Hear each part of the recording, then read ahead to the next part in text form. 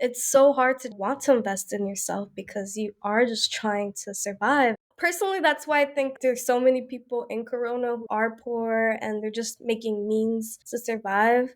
And you constantly see this pattern in generations, like your parents and the kids, is because the system makes it so hard for us that we'll never find the time to actually learn how to stop thinking about survival, but start thinking about your career the next 5 years. Like, that is never, ever, ever on our minds.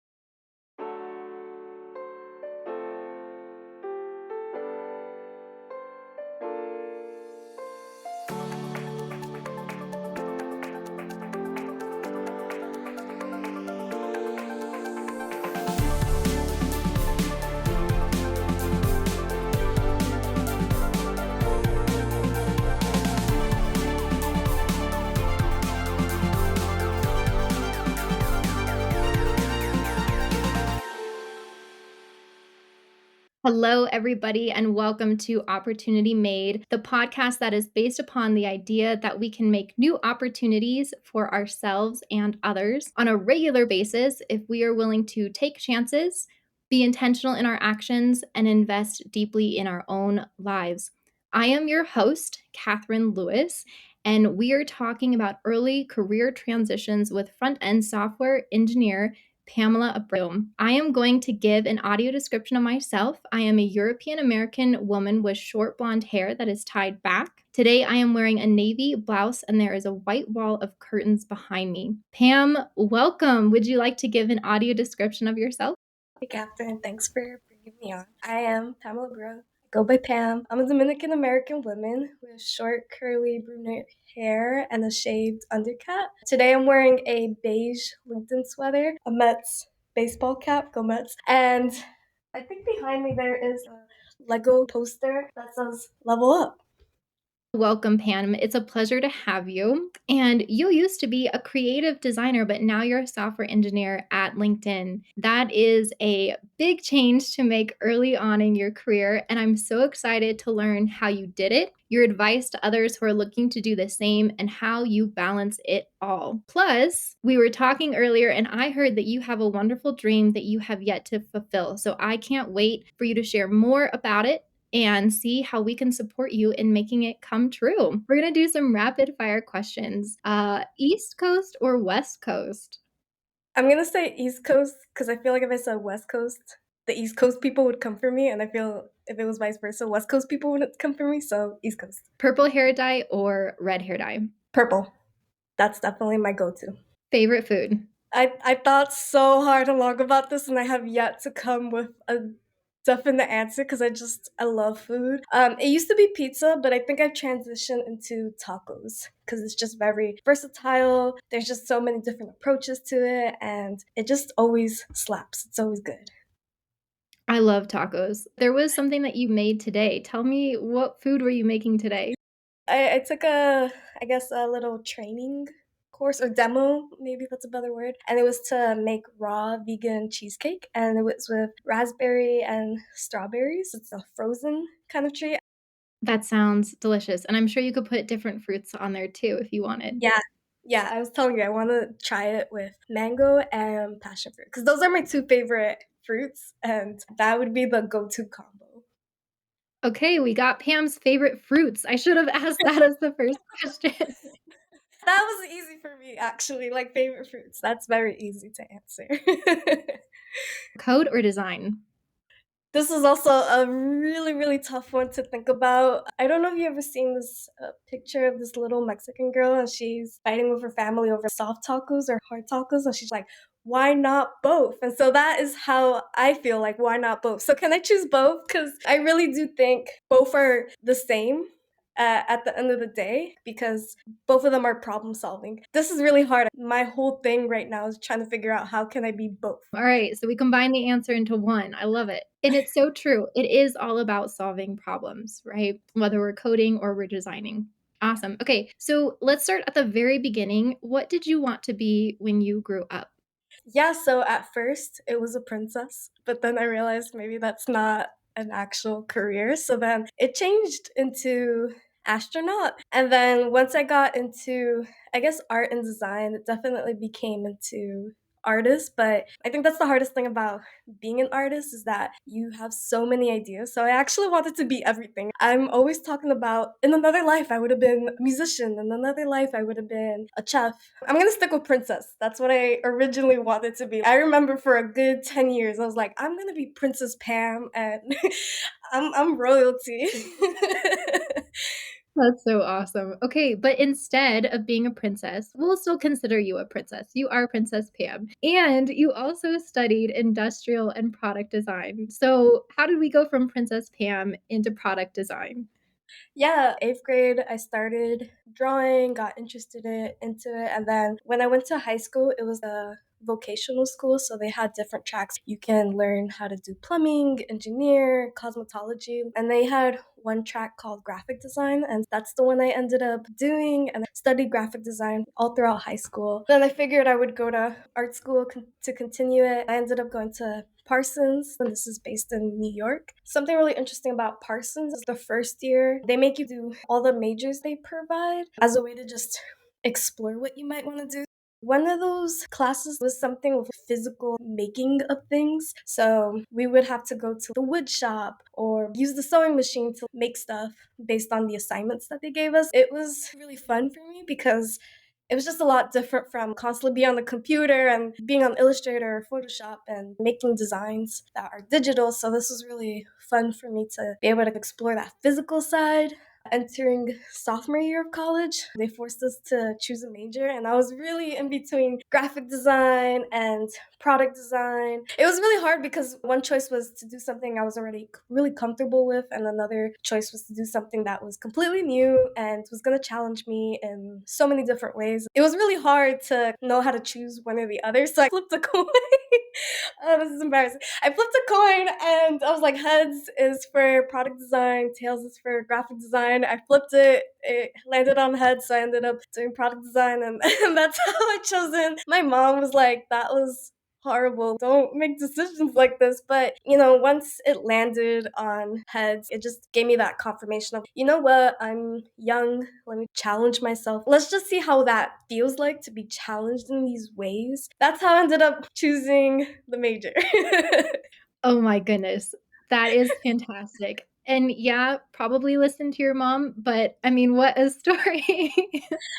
It was nice because I feel like once that choice was laid out, then I can strongly feel like I don't agree with that choice. I'm gonna go with this because usually when I talk to my mom, should I do this or this? She'll tell me something and I'll be like, yeah, I really want to do this other thing, and I'll go for that. It's nice making a choice like that because then it gives me the feeling of, well, actually, I don't agree with that. I really am feeling this other choice. Yeah, that's cool because when you're positioned where you have to pick between the two because someone has chosen one, then you have that self awareness and get to check in. Okay, do I want to go with the same one that they picked, or am I actually feeling something else? Yeah. So, after picking that, did you have an idea of what your career path would look like, or did you just sink into that major and focus on studying?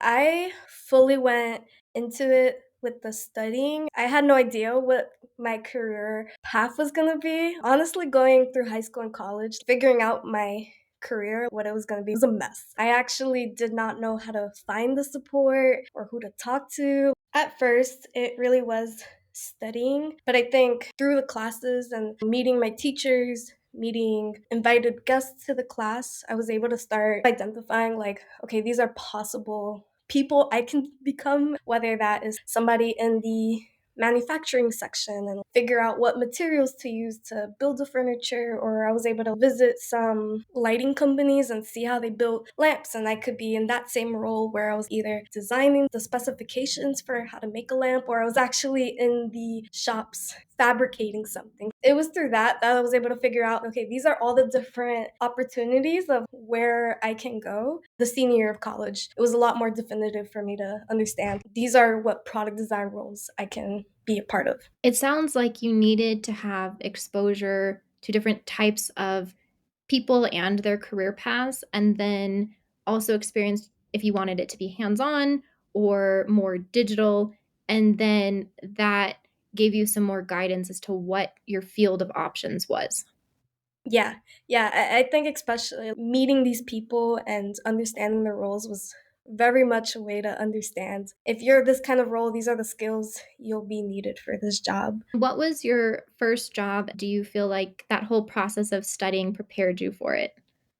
Technically, my first job was in high school. It was a internship at the Jewish Museum, and it was working in the children's program. We were facilitators of the children's workshops. Parents with their kids came in and we would have activities that they can do, and we'd have so many different art supplies and ask them simple questions like, what is this product? Why do you think people made this? What was it used for? I would say in college, I actually didn't work as much because my dad really wanted me to just focus on my studies. I didn't really get a job until my senior year, and my first one would have been a coat check girl at a burlesque restaurant. So that was really, really interesting, and it was great because there would be a rush hour at the beginning, and everybody would be coming in, checking their coats, and then they would go upstairs and enjoy the show. That was a nice job because during the downtime, I could just focus on my work. Once you graduated from university, what did you do after that? Yeah, so I got my product design job, well, more internship, and this was about 4 months long. That was part time, and I worked under designer Nick. He's a interesting person. He comes up with one-off ideas, and he'll just execute it. It's very like limited production kind of things. An example of things we would work on was coming up with silly ideas. I don't know if you ever seen what is a good example? Like novelty items, products. It's very much for fun. It's not anything serious. We would come up with tiny glasses, and then that would be one idea. And then we would come up with hardware tools as jewelry. So maybe a lock would be earrings. So things like that, very novelty. And so, yeah, there was just a lot of room for experimentation, fun, and growth. And this was part time. I was also working at a ceramic studio, and there I was an accountant. This gave me more of the business knowledge of how to run a shop. We would have to account all the products, what was available, update the website with new products that we created, and also help with packaging of materials and send it out. Those were the first part time jobs that I had in parallel. Those are 2 very different experiences, but I feel like they're both super valuable, especially being an artist or wanting to start something new. You need to have the business side as well as exploring all the different aspects of art, what might be traditional and what might also be novel. Yeah, yeah, it gave me a lot of insight of how small businesses work, at least from a creative point. Because my parents actually own a hardware store, so they are a small business. I always understood the inventory part, but just how do you make a business out of conceptual ideas was not an understanding at all for me. When you're thinking about a hardware store, someone's already created that product and now you're selling it. You don't have to think about how do you create a product that adds value and how do you sell the product to whoever's going to either purchase it or resell it. You got to see a different aspect of that product creation process from when you first have it as an idea to when it's in someone's hands. Yeah, exactly. That's so cool. After that, what did your journey look like and how did you end up pivoting into software engineering?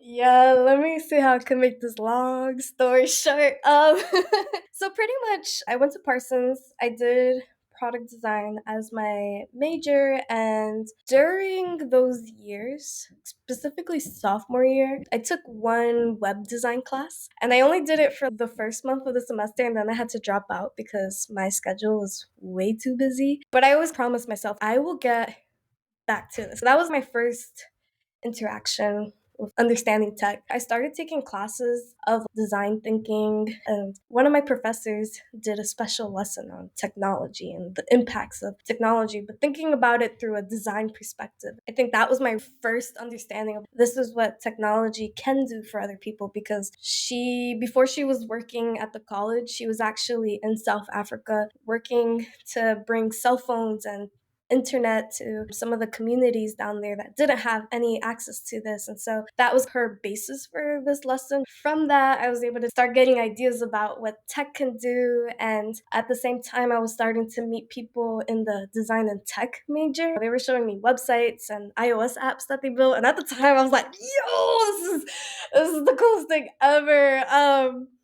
Lastly, during my senior year, this is where you start to work on your thesis. So I was really looking into sex education because my sex education in high school was not the greatest. I was learning about how taboo of a topic it is to talk about, and also the varying degrees of education throughout the world, let alone America. I was doing a lot of research on sex education in general. It was really, really hard for me to figure out how do I build a product that teaches people about sex education. I was more specifically thinking about my community where I come from, which is Corona, Queens. And so there is a lot of immigrants, underprivileged, minority people, and we all went to public school. I was just trying to figure out, okay, how could I create a better sex education experience? I wanted to be something that was real and impactful and not something that was just like theory. I was starting to get frustrated with how do I actually do this because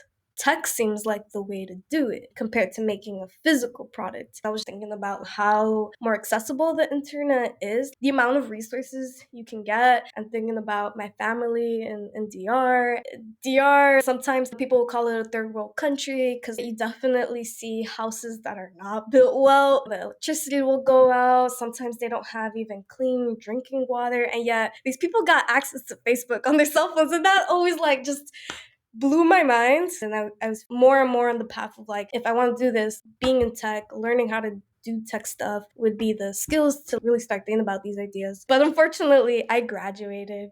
I really wish I maybe even took a gap year to just reconsider going into another major like design and tech. But by the time I graduated, I had all these ideas of getting into the tech industry, but I had these design skills. So I'm like, okay, how do I break into the tech industry and learn these skills? And again, I made myself that promise to learn how to do the HTML, CSS stuff from that web design class. So I figured, okay, I can do an internship, I can do this job, and maybe I can learn on the side. While I was looking for jobs, I noticed a lot of, at least for UX UI design, a lot of them was requiring the HTML, CSS because I had more of the problem solving skills and whatnot, but just not the technical skills. It just honestly, it all happened in one go where my partner sent me a link to a bootcamp that was based in New York, and it was very much targeted for people like me. You didn't need to know any tech skills, you could just go and you would learn. Their price model was also something that was a big seller because it was like if you didn't make a certain salary range, you didn't have to pay back the program, you could walk away from it. So I was like, oh, this is perfect. If I end up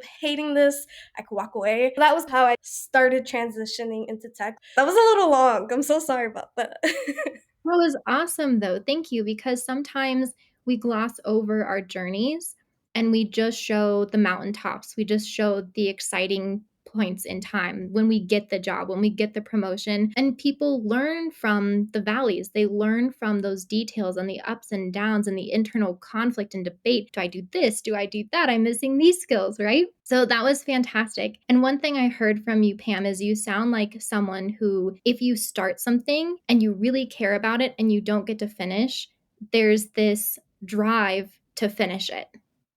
Yeah, definitely for something I'm extremely passionate, there is always a want to tie up loose ends. I don't know if I can say that for other creative projects. I feel like this is a problem for artists. You never know when something's really done because you're always like, it could be done a little bit better this way. You can add a little bit more details. But definitely, at least for technology and sex education, these were giant conversations, giant topics that I knew I could dive into and never get tired of exploring. Definitely was like, I gotta ramp up, gotta finish this. And you touch so much on your community and wanting to support them. And I love the story you told because it really highlights the dichotomy of how you could be a person who doesn't have fresh running water or electricity, but you have access to Facebook on your phone. Tell me a little bit more about your community and where you come from. Do you still have family in the DR?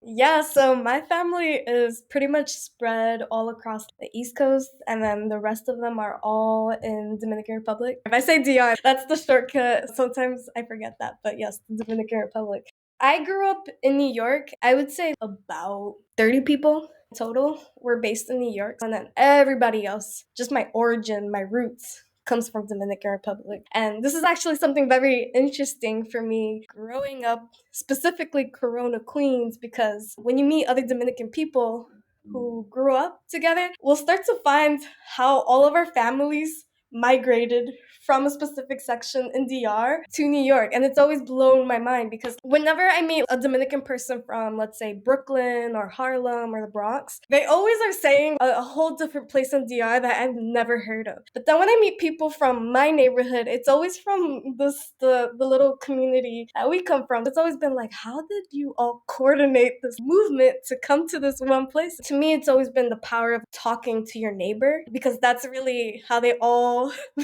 got there. It's literally this one section of DR just up and moved and had all these people specifically in Corona, Queens. So that's always been just interesting growing up with all the Dominican people, at least in Corona, because we all have roots in the same neighborhoods, very close proximity. That was always something really cool. I actually met my partner.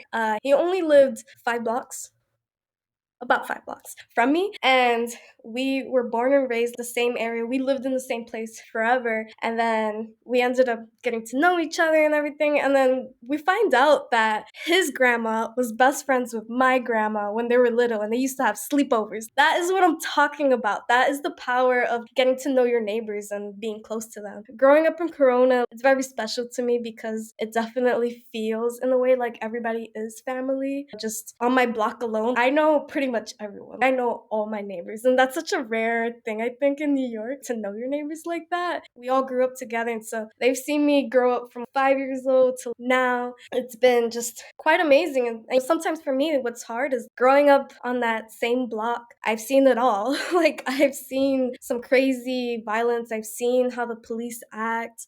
I've seen loud parties. I've seen it all, and it's always crazy because I think where I grew up, everybody has that mentality of this is all we will ever have, what is rooted here. Like, you never need to leave. That is not what you need to do. You need to find the opportunities where you live to continue making money and surviving. But I was always a little bit of a different sheep because you could always live with your parents. I had a lot of cousins growing up who were still living with their parents, and they were like 30 years old. And the same with my neighbors. They were living with their parents and they left down south and they just took over the house. And it's kind of that same generation of a pattern. It just repeats over and over. And so I was always a little bit the odd one out. I was always different because I wanted more. I wanted more than what was presented to us because, again, this is Queens. I mean, you have Manhattan. Manhattan is amazing. Everyone's so cool and stylish and has a personality and has a career. And just growing up from seeing movies like Sex and the City, Manhattan was the place to be. No one talks about Queens. Nobody talks about Brooklyn or the Bronx. And so I kind of wanted that for myself. I just was very attracted to the shiny things. I felt like that was a challenge that I needed to aspire to. And also with my parents, they actually grew up in New York once they were like teenagers. My dad actually was born in America, but he grew up in DR when he was younger. And my mom, she would travel a lot between New York and DR, but she was born in DR. Those two never went to college. They only went up to high school. That was also something that my mom was very hard on me. She was like, you need to go to college. Like, this is your number one goal in life. You have nothing else. You need to accomplish this. This kind of goes back to that immigrant mentality, especially for first generation college students. That's definitely me. I'm the older sibling. I have a little younger brother. So I had all the duties to perform and not let them down. She was extremely tough on me. My little brother, he got away with so much. He really did. But I think that was also something else too, with just her putting so much pressure on me to go to college and actually make a career and find a way to move out the house. She even knew it growing up. She's like, I know you want to leave me. Like, I know you don't want to live with us and whatnot. And I think all these things just made me want more. But at the same time, because of how close I am to everybody that I grew up knowing, I always felt guilty. I always felt like I don't deserve this because it's not fair that I'm exceeding and yet I have neighbors down the block selling drugs. They're never going to leave that life. They're never going to have that opportunity that I had. I can say that a lot of about the people that I went to high school with. People got pregnant, people got into gangs, people went to jail. And again, I feel guilt. I shouldn't be here because it's not fair. I've always kind of been a person where, even though I'm really shy, I just want everyone around me to do really well and just continue passing on the education and be able to see more of my people just come up on the rise and take over. Being able to see people like Nas, Nicki Minaj, Jay-Z, they know it. It's the same thing. Where they grew up around the same thing that I've been through and they made it. It's always that want and need to give it back because you want to see other people around you be able to do the same. You shouldn't be a token person. It seems like your experience is the exception, especially in your community, and you want it to become the rule. Yeah, I think that's a really great way of putting it. I don't want to feel like the special one. I want it to be accessible for everyone. Definitely when I did my boot camp and I was learning the skills, I was telling all my friends, all my families about this is an opportunity. This is a way to accelerate and get a little better. I think in the immigrant community, college is your number one goal. And you don't even have to go to college. You can do this 10-month boot camp and invest in yourself to learn some kind of skill and get hired on that. That was also a huge mind shift for me of wow, I wish I knew about these things. And so again, I didn't have these career resources. I didn't have role models in my community that I could talk to that were extremely successful and I could talk to and be like, okay, how do I plan this? I had to figure that all out on my own. I definitely have some regrets. I definitely am thinking about if I could redo everything, these are all the ways I would have done everything. But, that is part of life. You make mistakes. I'm starting to realize, okay, all this knowledge, all these mistakes that I went through, the best I can do is just give it back. So that way, a 5-year-old on the come up can be aware of these things and not have to fumble. So I'm very jealous of my little brother because he got the blueprint. He got it. He got everything. Like I pretty much had to I had to make even more mistakes. And from those learnings, it's been really nice to just have a chat with him and be like, hey, you want to be mindful of these things. And that to me just makes me feel like, okay, this is why I am in this position of success. It's so that I can bring it back and have more people be successful and hear more people who come from Queens do their thing. It's really, really wonderful. Whenever I see a role model who's of a minority or even say they're from Queens, I'm just like, I need to be best friends with you. I need to know everything about what you've been through so I can just be aware. You grew up and didn't have that role model, but now you have become that role model for so many other people, and you've punctured the paradigm. You've shown that the options they think they have aren't the only options that they have. And that is incredible. Have you had any stories? Have you seen anything happen differently because of that? So far, I would have to say among my friends and family, just the idea of if you invest in yourself, you can learn anything. You can be anything you want. And so it's still hard. It's actually still very hard for them to fully grasp it or even take action because I think again there's that survival mentality of you need to still take care of your bills and the rent and making sure you're eating and whatnot. That is something that is still pretty challenging. I would say the other thing is meeting other people like me who've been through similar experiences. It's really nice. We can be very honest and talk about these experiences. So I think that's something else. So I don't have any stories, but I will say it's been very consistent with meeting people and opening their minds and me being a person you can always hit up if you really actually want to go through this and be a resource that they can always have, even though things in their life right now aren't the best. Last week at the LinkedIn building in New York, I was meeting a whole bunch of interns and we talked for a very long time because again, we don't see it was really cool to meet another Dominican person in the office. I was like, oh my God, this is so cool. And it was just great because it was an instant connection of I know exactly what you're going through and you know exactly what I'm going through. That's something I don't need to explain anymore. And so we can talk about okay, how do we continue building this and how do we keep, again, creating that influence for our families and allowing them to open up their minds. I would say my mom, my dad, they don't know anything about the tech industry. Like, they don't know anything. I had to teach them what LinkedIn was. I think for younger generations like myself, we kind of grew up on LinkedIn, but to them, they're like, I have no idea what you're doing. I would say it's the same for my entire family, just opening up their minds a little bit to the world, to what is possible if you set your mind to it. Yeah, opening up minds really is the first step because humans who are surviving think very differently than humans who are thriving. Yeah, that is true. I think that is something I constantly talk about with my friends. It's so hard to want to invest in yourself because you are just trying to survive. Personally, that's why I think there's so many people in Corona who are poor and they're just making means to survive.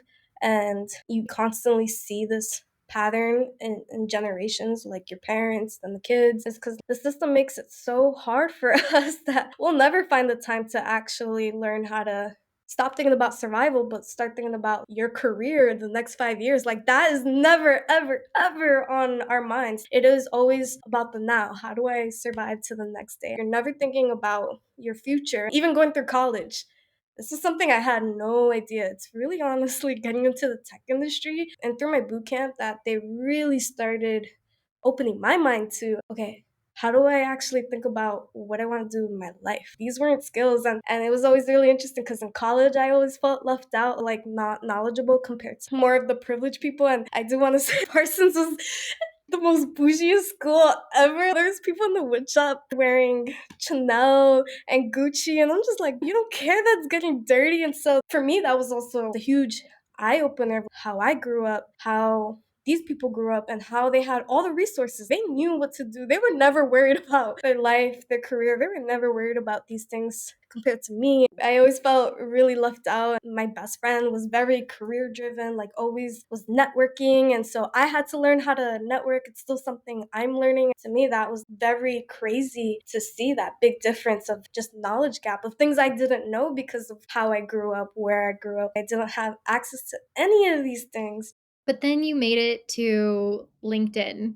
So what happened from there? And by the way, you just got promoted. I started LinkedIn in December 2019 as an apprentice engineer. Honestly, my goal has been to get promoted, obviously, and be at that next level of performing. I learned about the REACH program through the bootcamp that I went to actually because they had a couple of people from my previous cohorts in my bootcamp actually were working at LinkedIn, so they were already aware of the process and they provided help in thinking how to answer the questions, like how did you want to structure your answers. So shout out to Samia. It was amazing because she was able to put a structure for how do you think about answering these questions, because again, a lot of the people who did the boot camp, these were people also who didn't even go to college or they just had that job at a restaurant, so they never really sharpened those career skills you need. I went through the whole interview process and I got here, and one of the best interviews actually, because for the technical round in-person interview, one of my interviewers, he was already familiar with my boot camp and he was also from Queens. I think we just hit it off, and even after the interview we just kept chatting just about Queens stuff. That was really nice because I was like, oh my gosh, another role model from Queens. Like, it's possible. I can do this. So yeah, joined in December 2019. I actually relocated from New York to the Bay. So that was a big transition in my life. I would consider LinkedIn my first real career job, as in like, okay, I have a career. Like I can actually go up and become more senior. Like, that's a thing now. Versus my other jobs, it was always a part-time thing. You can't really become a bigger role. It was always very small business. My focus was like, okay, the next 2 years I'm just gonna go in and this is gonna be my goal, get promoted. Just to like prove myself I could do this. I could do this thing. Because I am somebody who, like, if you give me a goal, I will do everything in my power to try to reach this goal. It was actually really hard because, again, I think, especially when you're changing careers, there's always that imposter syndrome of, I am not actually this. So it took me a long time to finally accept that I was an engineer. I was always blown away. People telling me I'm an engineer. I'm like, what are you saying? I'm not an engineer. And so it took me a very long time to finally accept it and own it. Like, yes, I'm an engineer.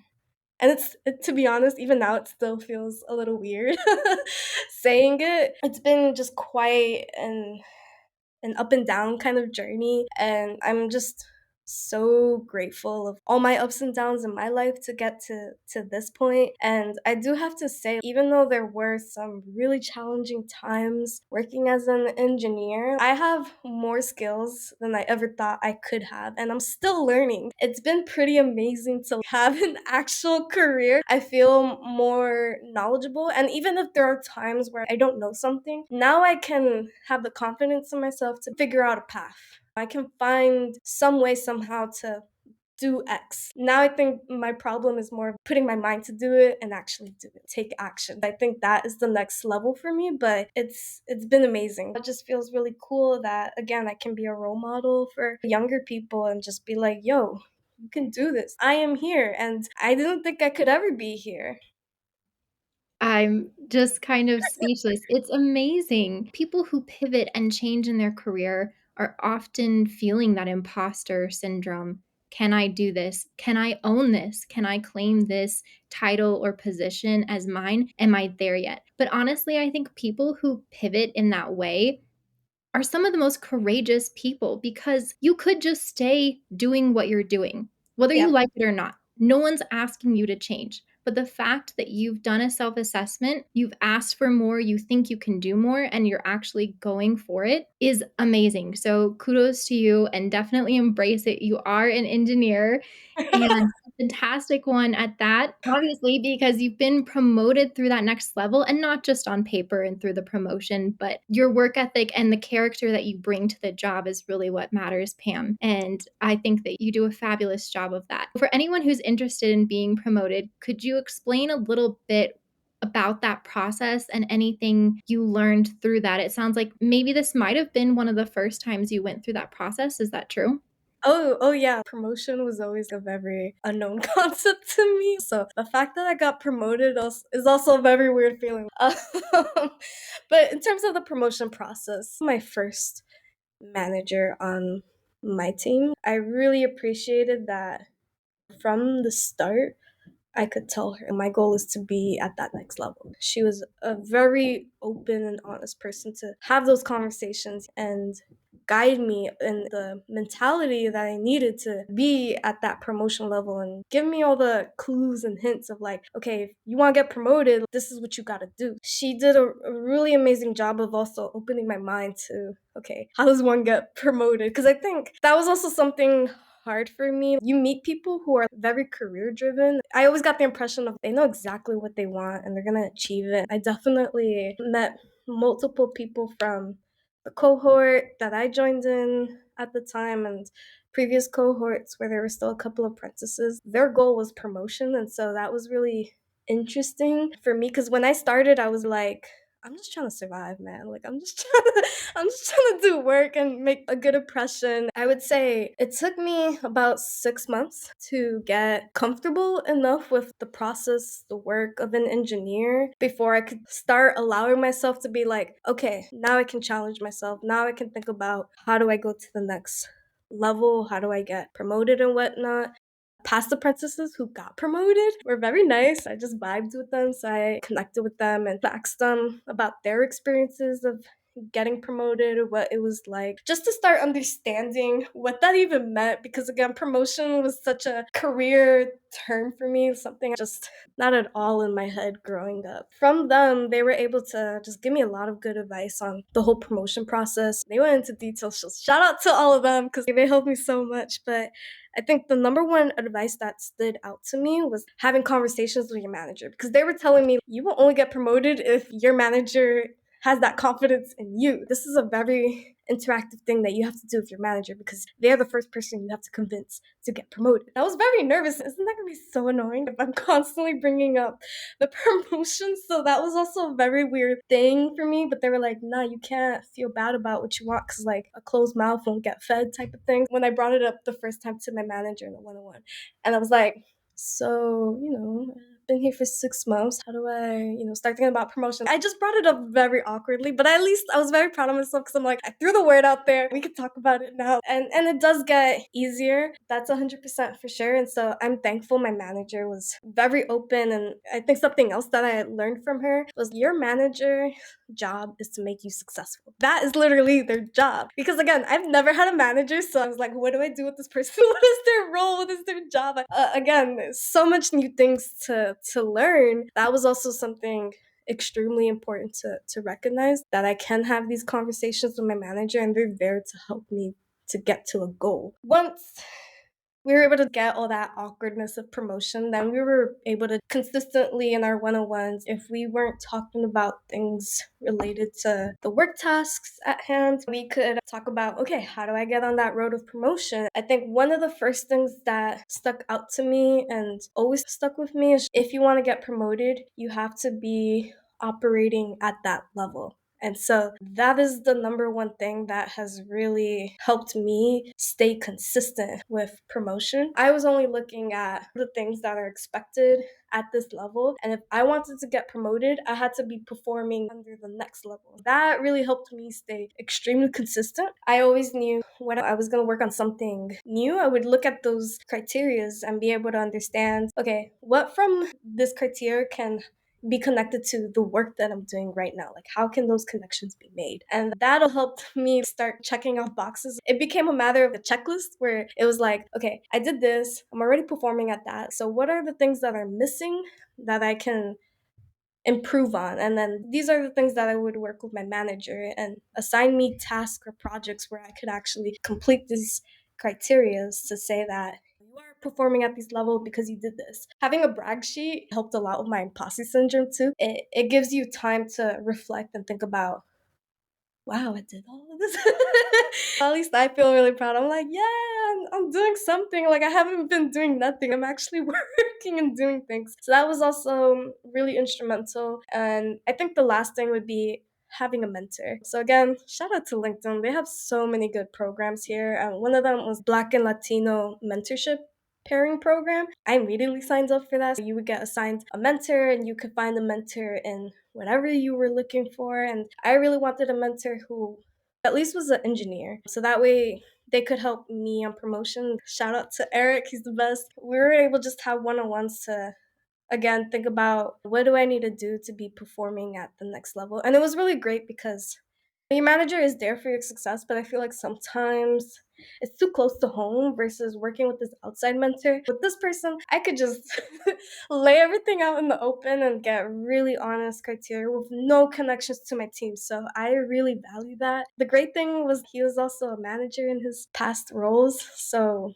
he really gave me some good advice on pretty much what cemented everything I needed to do to be promoted. He was just straight up like, Pam, you need to do this and do that. And I was like, I got you. Do that and do that. My promotion, it became so easy. It didn't feel like a burden that I had to figure out because now I had this support. I'm just grateful to LinkedIn that, again, they gave me the tools for me to learn how to create a support network, because that was also a concept that I was not at all used to. Really just mentorship. I would say that's the number one thing. Just finding your role models, people you look up to, people you want to be, and having a chat with them and learning about their experiences. And really through that process, that's how I've learned so much. That's why it's so important for us to get exposure to people who are like us or who are in the position that we want to reach. So, for anyone who's not familiar with a brag sheet, can you explain what that is and how you kept it one?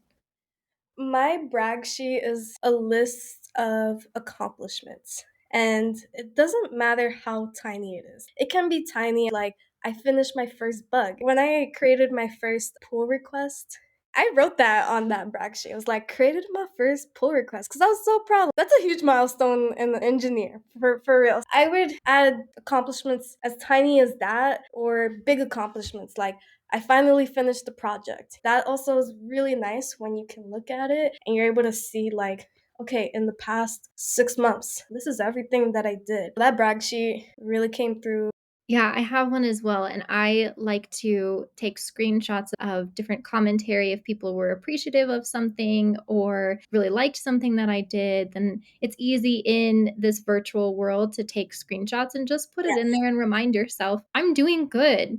There are things that people like that I'm doing. I'm adding value. So I love that concept. How did it impact your conversations around wanting to be promoted? How did you use that with your manager?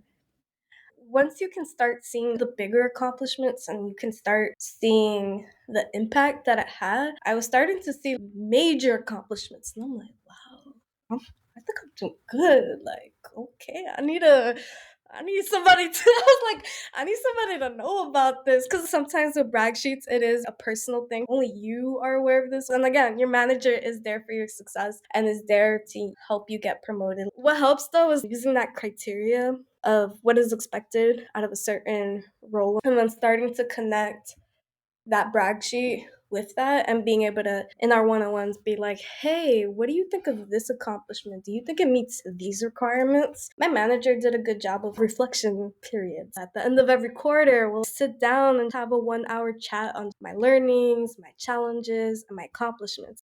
It sounds like it also created a common language between the two of you. You could come together and really understand, I'm looking at these performance metrics. Does it mean to you what I think it means to me? And I think it's represented in this accomplishment. Do you see it represented there too? Or do we need better alignment? I would imagine the more alignment you have between yourself and your manager, the faster you can get yourself to where you want to go. Yes, 100%. That is so on point. Now you have a thing to both look at, and you both can say, well, this is what I think, and this is what you think. And that's the easiest way to create alignment when you have something like both can look at. Thank you so much for going in depth on that. I feel like that's super helpful for a lot of people. One thing I want to circle back to is the mentorship. I've been a mentor sometimes, and we'll have mentees that really appreciate having a resource and then some who don't lean into it as much. In your experience being a mentee, having a mentor, what is that relationship like? Do you have advice on how to get the most out of that relationship? That's a great question. I love this question. LinkedIn programs, they're so well put together. Before we actually started our mentorships, we had a training session where they went in detail about this is what a mentorship is. They gave us all the tools for how to build your mentorship and figure out all these awkward details of like, okay, how often do we meet? Or what do we talk about? Or how do you even give feedback? That's a huge thing, right? Are you a person who needs something that's really direct? Or do you need to be a little bit nicer? Things like that. I keep that doc and I share it with everybody because Chef's Kiss. It was so good. That really set us up for success. They really wanted the mentees to drive the mentorship. That was also something really, really helpful because before this program, again, I didn't really know how to work with a mentor and know what to expect of them.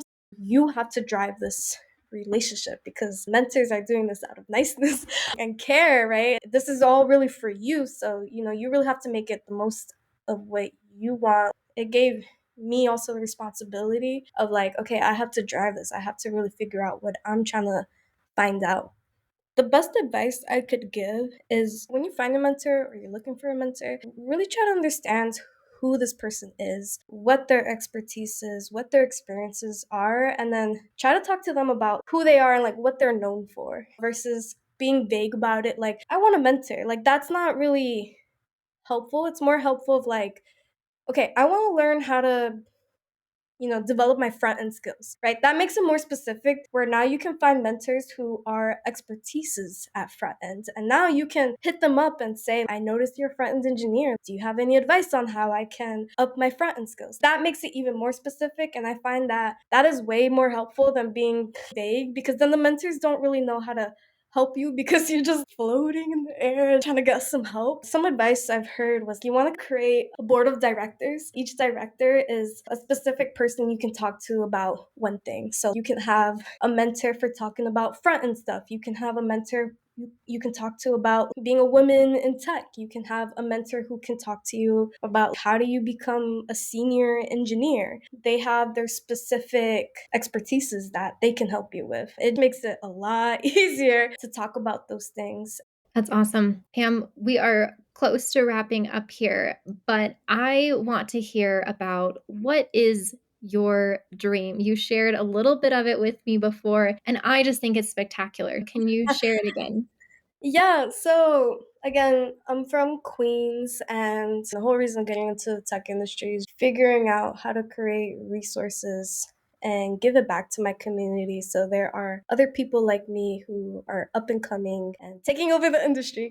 Um, but in all seriousness, I've always wanted to create a local community center. It would be a mashup of all the things that made my whole entire life path to where I'm at. So that would include things like design, art, and tech programs. And it would just be this community space for young students to be able to do fun projects, learn new skills in these areas. It would also maybe be at night, like poetry club or a nightclub, partying and everything. So it also would be an event space. This is a very big idea of finding a spot in Queens, get this big building and be able to create levels of all these events and community events for people to come together and grow these skills, and maybe they're interested in it and they can go out in the world and own that and grow their career path. So there's a lot of ideas. It's a mashup of many different things. Like I said, tech, art, design, career transformation, everything that has made